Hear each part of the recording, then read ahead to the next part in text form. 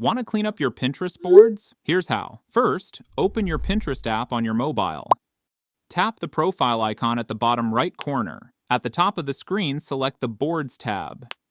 You'll now see all your boards and saved pins. Open the board that contains the pin you want to remove. Find the photo or video and tap it to open it in full screen. Tap the three-dot menu at the bottom of the screen. From the options, select Edit Pin.